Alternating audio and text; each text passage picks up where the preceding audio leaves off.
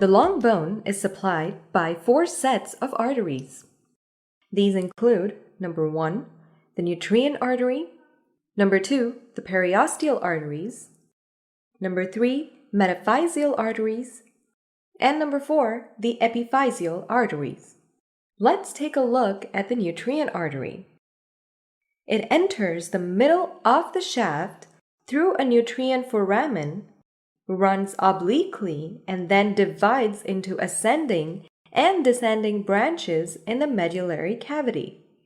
Each branch then subdivides into a number of smaller parallel vessels which enter the metaphyses and form hairpin loops. These loops anastomose with epiphyseal, metaphyseal, also known as juxtaepiphyseal, and periosteal arteries. Thus, the metaphysis is the most vascular zone of the long bone. The nutrient artery supplies the medullary cavity containing bone marrow and inner 2/3 of the outer shell of compact bone of diaphysis and metaphyseal. Before entering the nutrient foramen, the nutrient artery is tortuous, so that it is not affected during the movements. The veins are numerous and cancellous bones. Now coming to the periosteal arteries.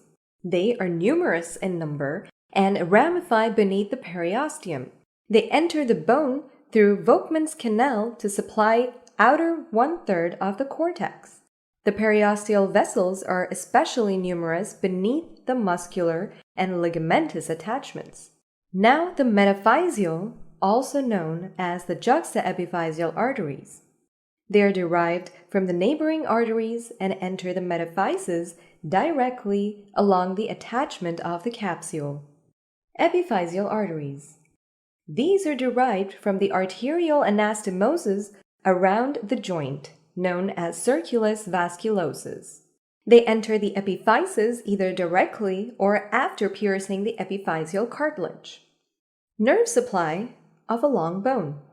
Bone tissue is innervated by both myelinated and unmyelinated, or C fibers, sensory neurons. Volkmann's canals are channels that assist with blood and nerve supply from the periosteum to the Haversian canal. A Haversian canal generally contains 1 or 2 capillaries and nerve fibers. Small myelinated and amyelinated nerve fibers enter the numerous foramina of the epiphyseal and metaphyseal regions of the long bones, traverse the thin cortex, and then supply the interior of the bone. Numerous myelinated and amyelinated nerve fibers traverse the nutrient foramen and supply the bone marrow and endosteum of the shaft of the bone. Small myelinated fibers wind about the trabeculae of the spongiosa or spread out on the undersurface of the articular cartilage.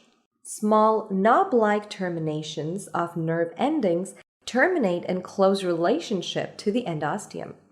Other myelinated nerve fibers have branched free fiber endings associated with the walls of intertrabecular marrow arterioles. Myelinated nerve fibers are usually associated with vascular walls, but may also be associated with the connective tissue of the intertrabecular fat or marrow. While the Volkmann's canals of the shaft receive nerve fibers from the overlying periosteum. The periosteal layer of the bone tissue is highly pain sensitive and an important cause of pain in several disease conditions causing bone pain like fractures, osteoarthritis, etc.